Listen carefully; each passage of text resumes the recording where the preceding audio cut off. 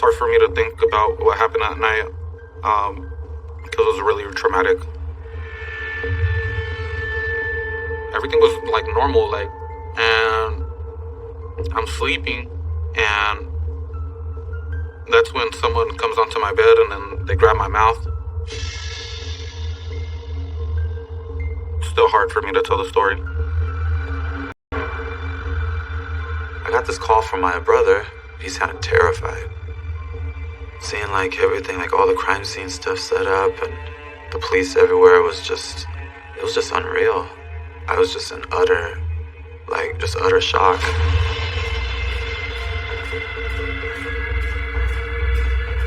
I'm here to find out one thing. What kind of person are you? Because right now, we don't know. Is Maggie the type of guy that's a hard, cold, calculated murderer? Or are you the type of guy that made a mistake? You're one of those two people. Not too long ago, I wrote him a letter, and I basically implored him to try to save his soul and confess and repent. But I haven't heard back from him. If I could say anything to him, I would just ask him to find it in his heart to please come forward. If he could just help me and my brother and my family to find closure. That's all we ask for him.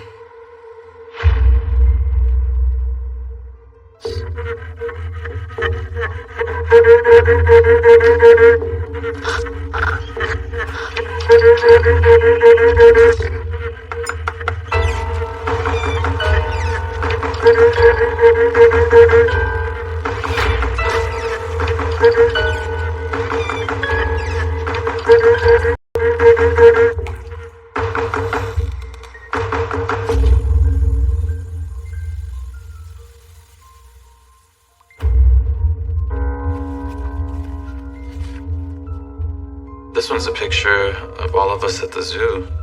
I remember these times. These were pretty good times. This picture kind of sums it up a little bit. I mean, my dad looks more serious, but my mom definitely loves hanging out with us. It takes me back some good memories, but it's hard to look at pictures with my dad in it. I feel a sense of anxiety. Even animals and things like that, look out for their offspring. I feel like it was inhumane, and there's only one place in society people like this, and this is in jail, and this is exactly where he's going to remain for the rest of his life.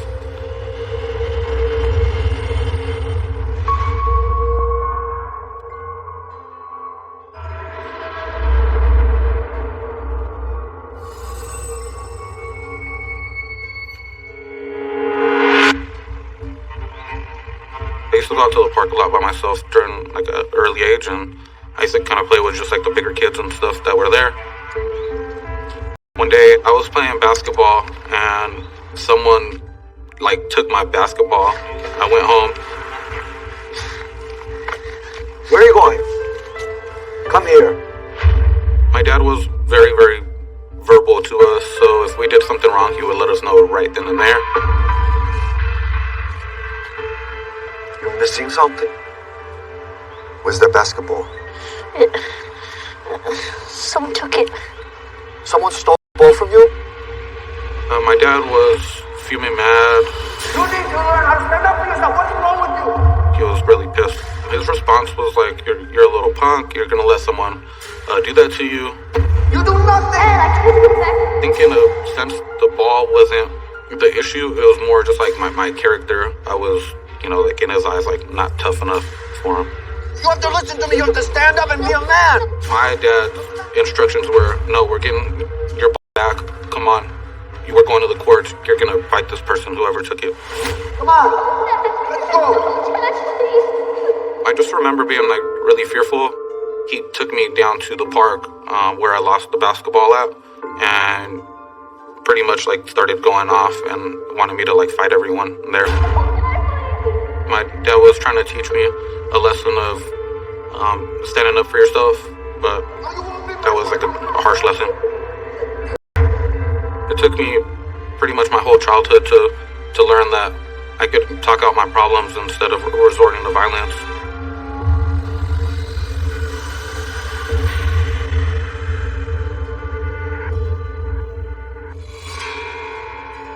My dad, when he would get upset, it would pretty much, he'd look calm, look cool, until everything just hit a switch. And then whatever it was, that pressure valve just breaks, and then he's just all reasoning is like out. My dad didn't really spend money on anybody. He was beyond frugal. He was just really cheap. So I didn't have like certain cool things that like other kids had. Like one of the kids in the class had this. My dad found out, so he told me, go to your room.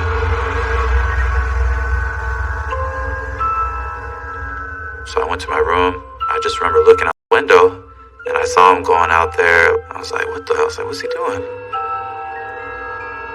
And then I realized, I was like, oh man, he's like looking for a branch for the rose bush. He found like a big branch that had a bunch of thorns on it. And then it's like dawning in my mind, like, oh shoot, I'm about to get whooped on with this thing. I was terrified. And then I just see him like start to come in the house. I'm like, oh shoot. And he just came in, just started wailing on me. His eyes wouldn't be like normal eyes. It would be like it would just bug out, like, how could you? And they would just boom, boom, boom, and just start raging into it. No son of mine! You stole this? How could you do that? Please stop, I don't do it again. He would hit me until he ran out of steam, or until I cried to the point where he would just, it would kind of cause him to like de-escalate a bit.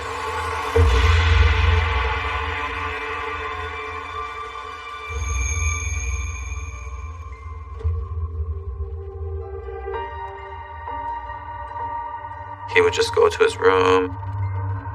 We didn't really talk about it no more. The wild thing is I grew up with so much of that stuff that for the longest I didn't even think it was a big deal. But it was like the actual whooping of it wasn't even the worst part. It was just the fear of seeing him cutting the rose branch.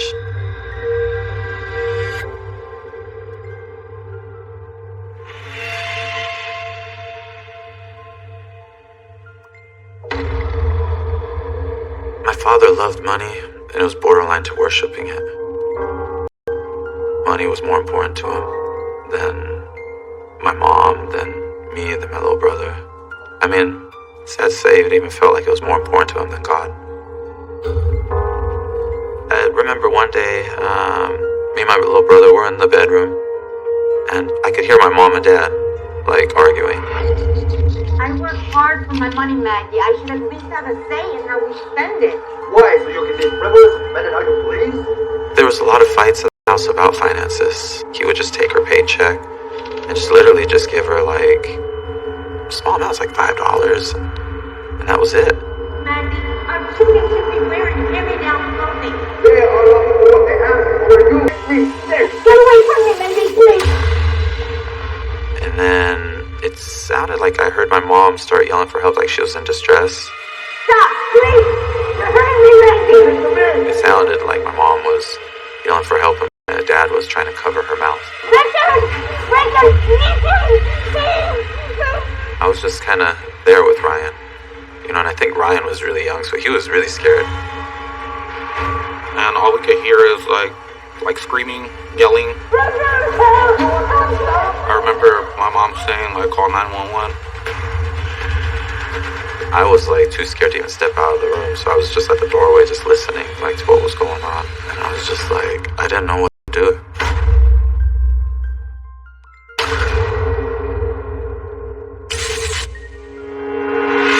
Get away from me, Maggie, please. She was like yelling, help, help, call 911. Call the police. I was like just really scared and frozen. I wish I could have just picked up the phone and called 911, but I was really like scared of my dad. I couldn't even envision what he would have done if he saw me on the phone with 911. He literally might have just like put me in a hospital or worse. And then it was like just pitch silent. And then I remember my mom just come into the room. She was like really subdued, and she was just really sad. She was like, "Why didn't you call like for the police?" Richard, didn't you hear me calling you? I'm sorry. I was like, "I'm sorry, I was just really scared." And then I think she kind of realized too that I was just like too scared to do anything. It's okay. It's not your fault. When I look back on that incident, I think my mom hit the point where she was just fed up with everything, with dealing with my dad and the way that he was treating her. And she was pretty much ready to leave. Everything is fine. Don't worry about it. But then in Egypt, divorce is like taboo. Like it's something completely frowned upon. So between the cultural and religious pulls, I think it was like really hard on my mom. She couldn't really just up and leave and just go.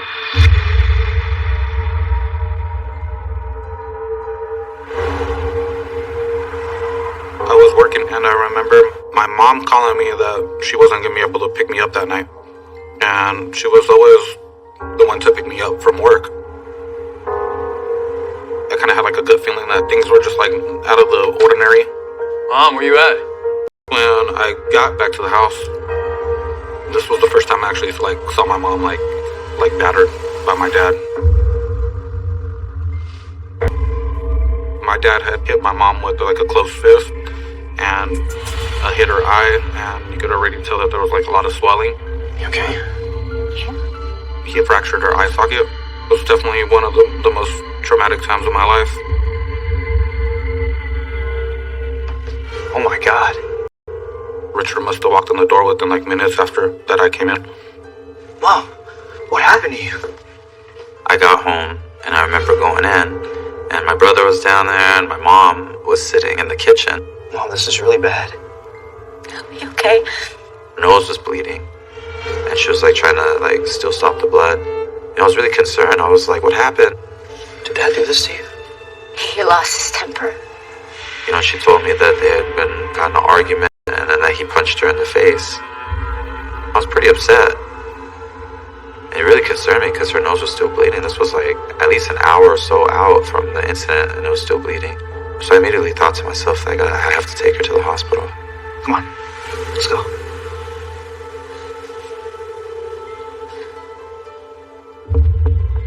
It set a whole cascade of events because the nurse at the hospital was obligated to call the police and let them know about the domestic violence. I don't think my mom realized that her telling him at the hospital would lead to him being arrested.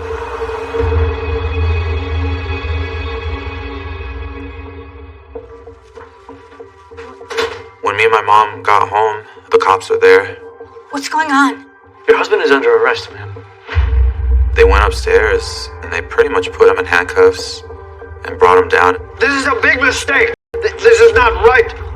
And I remember he was still in his pajamas and barefoot. He was like, "Well, can I put my slippers on?" And they're like, "Nope." I want you at least let me get dressed. Not gonna happen, sir. I felt really scared because I didn't know what was going on. I didn't know that the police were going to come and take him away. I've never seen a look in his face like that before. He was just so pissed off. As he walked by, I just remember him looking at me and telling me that this is all because of you. This is your fault. And then the cops just took him right out. They were charging him with domestic violence. The restraining order was just automatically kicked in. My dad wasn't allowed anywhere near her or the house. That was a very scary point, because I just knew that our lives would never be the same.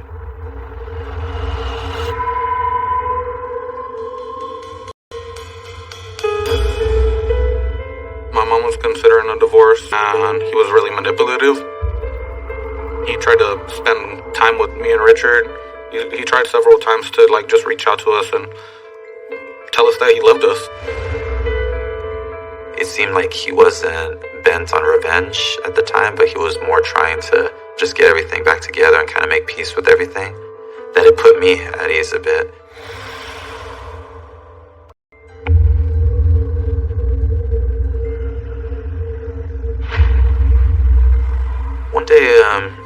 time that the domestic violence case was moving forward, the police came over to the house. They had an anonymous letter. We thought you should take a look at this. The letter said something along the lines of, I'm a concerned neighbor, and I just wanted to inform you guys that Magdi is trying to find somebody to kill his wife.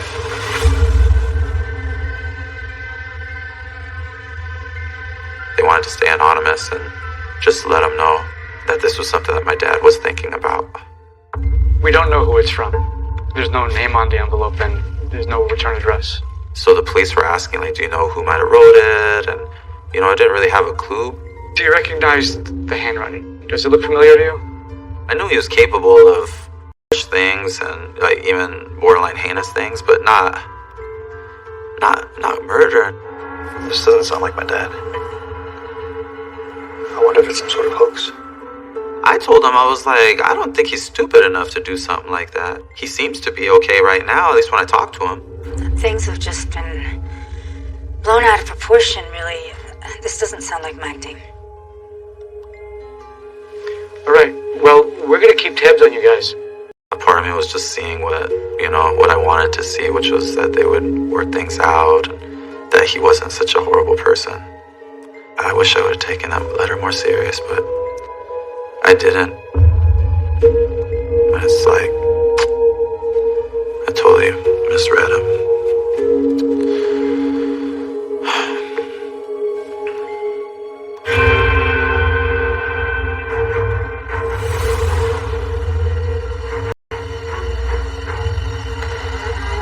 I hear a door open, and that's when someone comes onto my bed and then they grab my mouth.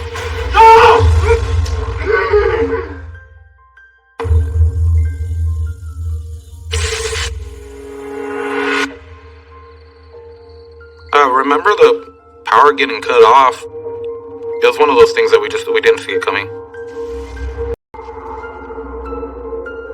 What's going on? My mom, she got really paranoid and she was like, oh my god, why aren't the lights turning on? Ryan, I don't like this. Her kind of pacing back and forth and stuff, like, oh my gosh, trying to test light switches and stuff like that. Why aren't they working? I don't know. It's not a blackout. Everyone else seems to have light. Well, how is this possible? My father loved money, and he's so cheap. I just thought he's not paying the bill. Don't worry. Dad probably forgot to pay the bills. It's just not a shock to me that he would cut the power out on even us as his kids. I'll figure it out. I have an idea. I knew my dad had a bunch of paperwork and shoeboxes underneath the bed. But as I was going through the paperwork, I found out a lot of bank statements for various accounts that my mom had no clue about.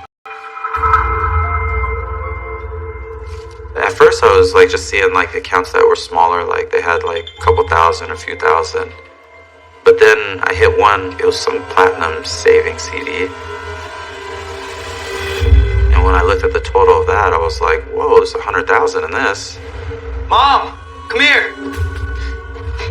What is it? And there were multiple accounts that we found. Started piecing together that there's quite a bit of money that's there. Look at this. I don't understand. What is this? We're not talking about just a few thousand here and there, but we're talking about hundreds of thousands. I was pretty shocked. Believe this. Why would he keep this from me? Half of that should be yours. There's a ton of money here. It's if you got a divorce, half is yours. I don't think she even realized that was how it worked. He was trying to steal from us. She was in the dark on everything. Finding all those statements and all that stuff kind of made her even more upset. I cannot believe he did this to me. That really set my mom in motion too, where she was like, enough's enough. She was just done.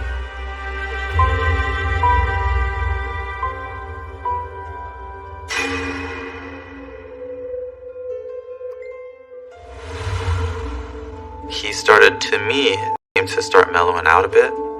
When I graduated nursing school, I saw my dad. He came by. And I was like, man, it seems kind of weird, doesn't it? Like, Dad seems like extra chill. Like, man, he's not normally like that. That was really nice. That was really nice. It was kind of how I was hoping that their divorce would be, just amicable, like around each other. I could have a relationship with him and a relationship with terms with everything, and just kind of like, you know, found peace or something with it. But looking back on it, maybe that was when he kind of like made his mind up, like, that's it.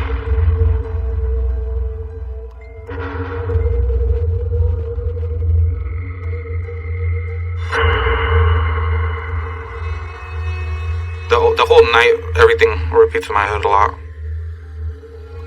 I don't like to talk about it too much, just because it was so traumatic to me. I came home late that night, made my way upstairs, fell asleep in my bed. Everything was like normal, and that's when I hear like a door open.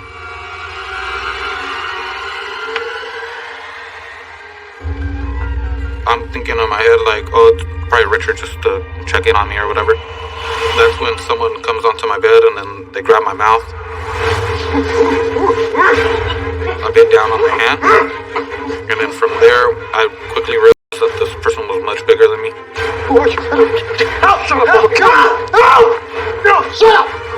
And that's when a second person comes into the room.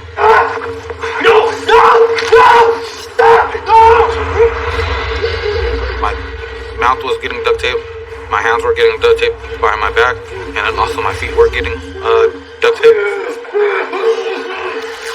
I was pleading, like, please don't kill me, please don't kill me. And then that's when I see Mom, like, coming down the hall. She is yelling, like, frantically, like, take anything that you want. And that's when the second guy, like, grabs my mom and takes her towards, like, her room. Just don't hurt him, please! Please! Please! The first suspect, like, grabbed me and then, like, put me into the closet.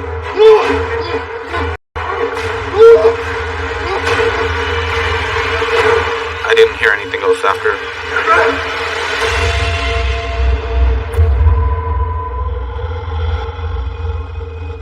I felt helpless. I was, like, in just survival mode. I was trying to, like, get my hands to, like, break free. I got the tape off my mouth, started, like, unbounding my grabbed my phone, and I ran straight down the hall. And I remember looking to the right, like a quick, like, glance, like, towards, like, my mom's door. It wasn't open, so I didn't want to see who was going to be on the other side, because I didn't know if they're still in my house. So I just ran straight out of the house. No emergency? Someone just robbed our house. They broke in. They tied me and my mama. Is everybody okay? I don't know. They just beat me up. So I don't know where my mom is. They're like, don't make me have to kill you. I will kill you. Don't get your mom killed. She's telling me to go back to the house, and I'm telling her I'm not going to go back.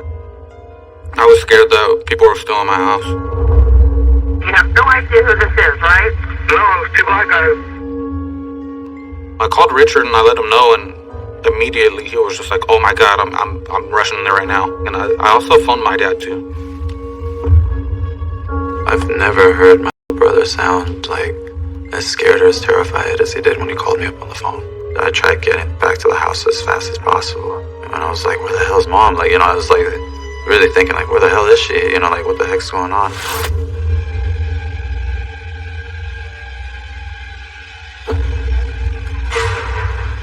I was really nervous if he found out that I was, like, doing wiretap against him. Oh my gosh, that would have been horrible.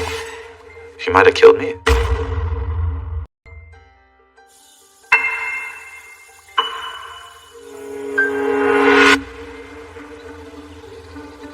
The cops came and they told me, like, we're gonna need to take you to the station and we gotta ask you some questions. And then they just started asking, like, a bunch of questions, like, where were you? I went to my girlfriend's after work. Then my brother called me. And your girlfriend, does she live near your mother's house? I told you, like a suspect. It was super scary. Why does it matter? Because we're running an investigation. I just remember hitting a point where I was like, all right, I'm not answering any more questions to you guys. Tell me what's going on. Where's my mom at? I remember one of the detectives, like, he was just really blunt with me. He was like, you know, she's dead. She was murdered. They basically stabbed her to death. It just hit me so hard. And I was just in just utter shock. Up to that point, I thought it was just a robbery. I thought they just broke in to steal some stuff. I couldn't believe that my mom was murdered. No, please. And my...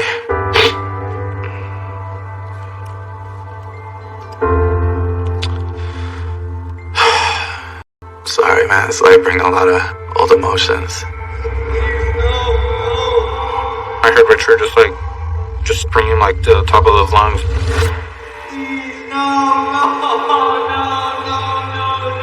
Scream out of the blue. That's when they told me that my mom she had passed away.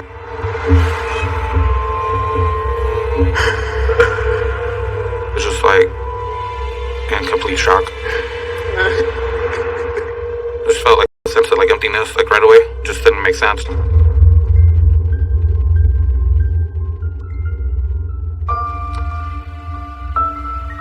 This is my mother, Harriet Gregius.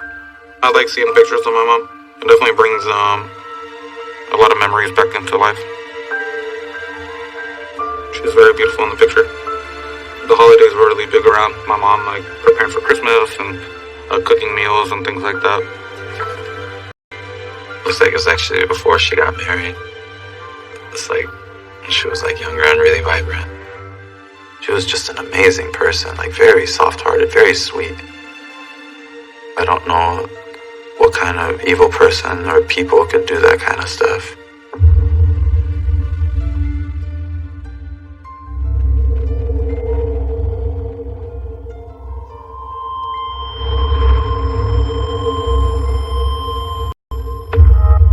I was told that the police had to go there and actually get him from work and bring him in to question him. He still went to work. He didn't even like take the day off or anything. He just went to work. And he had known about it because my little brother had called him up.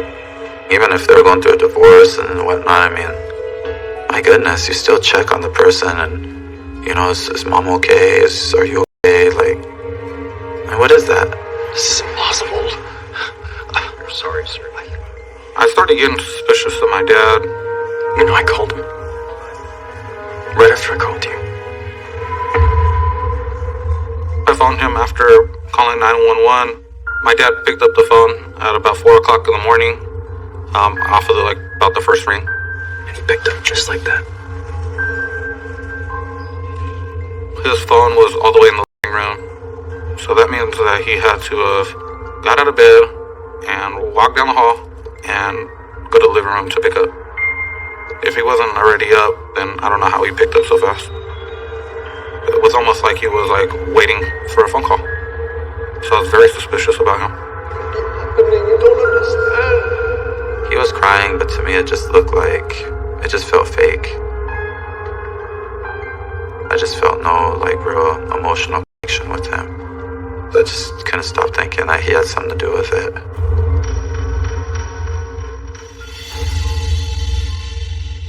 Several times to talk to the police and express to him how I was really starting to think that my dad had something to do with it. And they expressed to me too that, you know, we think that he might too, but we don't have the evidence. So the cops basically brought up the idea of wearing a wire.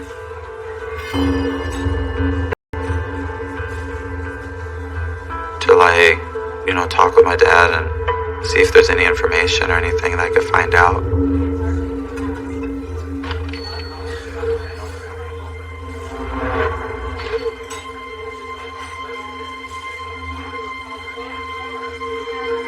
I met up with my dad.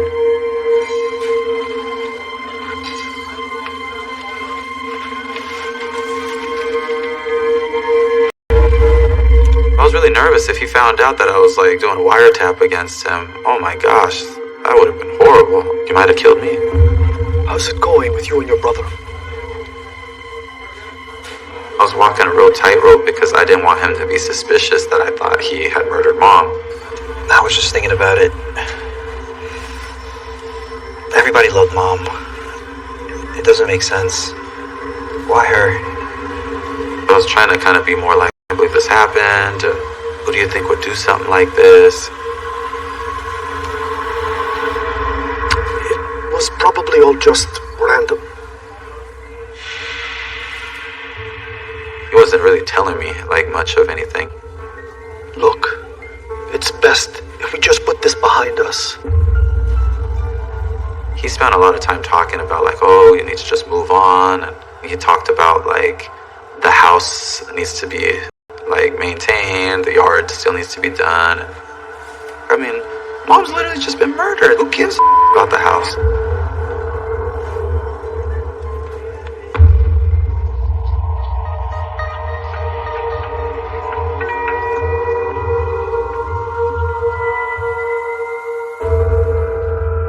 We decided that it was best to move up north. We have family from my mom's side up north that was able to take us in and at least give us some time to like get back on our feet. We cut off contact with our father pretty much right after moving. We didn't want him to know where we moved. We kept in contact with the police very often. What's going on? And then we later on found out that it was like turned into like a cold case.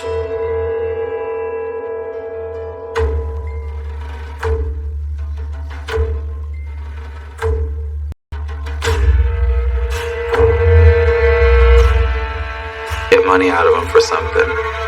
5 rent, 5,000. I told you to pay everything. 1,500 I have on me. It turns out that was actually part of the undercover police sting.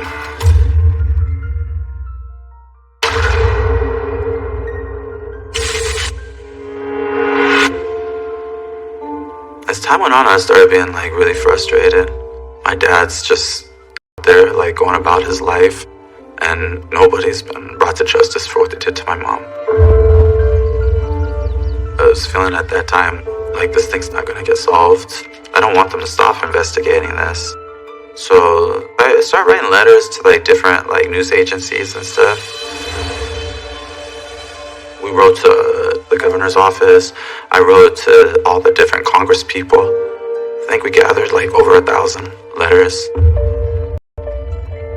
And friends of friends, people that didn't even know us were like, you know, we're trying to help and compassionate and stuff about it. I think we need a little time out if it's okay.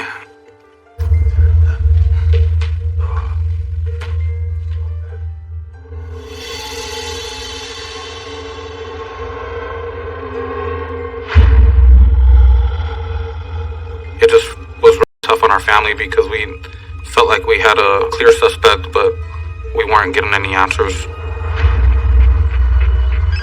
But one day I received a phone call from my dad's girlfriend.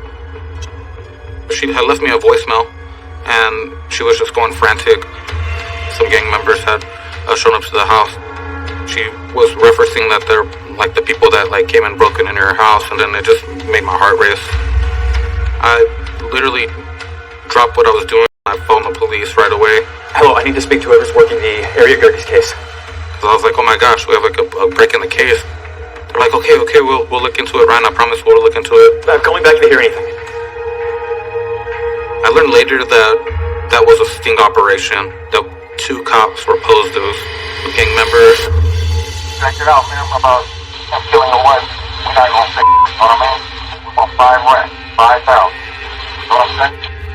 They were just pretty much trying to get like some hush money. Give me a call, man. It's my number. Give me a call tomorrow, buddy. 5,000. Give me up tomorrow. My dad takes their phone number. Next day, he calls them up and arranges a meeting in person. I told you to pay everything. 1,500 I have on me. My dad agrees to make the payment. He doesn't deny anything in the video. When you see that video right there, it clearly shows you that he's guilty. I feel like It's caught him like red-handed, but he still tends to deny things.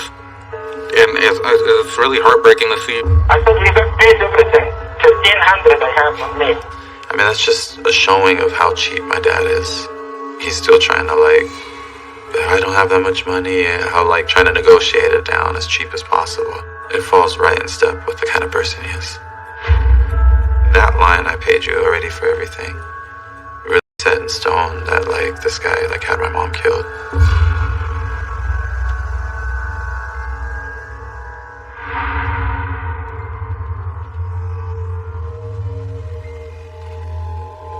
Yeah, this is exactly how I last saw my dad.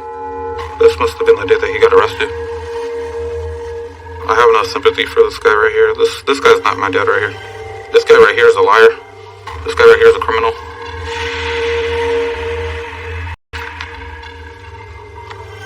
This mugshot's, like, just sad. I don't even know what to say about this picture. It's just... I feel like this is a picture of what happens when you get caught up in just pure greed and evil. It's like, just like, man, why'd you do it? It's like, you know, you had so much going in your life.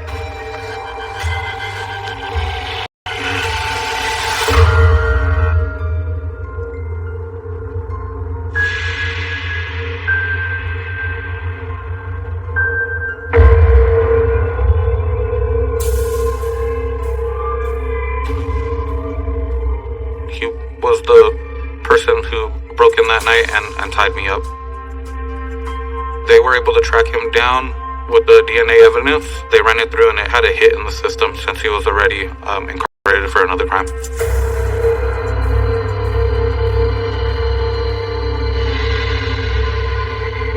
It's hard for me to fathom the thought that my dad knows exactly who is responsible for the murder and won't give him up.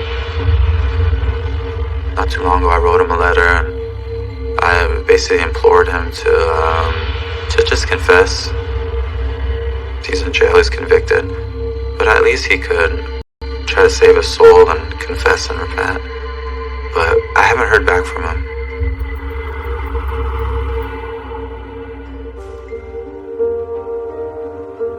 Well, my mom's murder case is still open. I pray every day that we still catch the slayer. But I mean, I'm happy that we at least got some justice. At least justice is going to be served, whether here on Earth or afterwards. Justice is going to be served.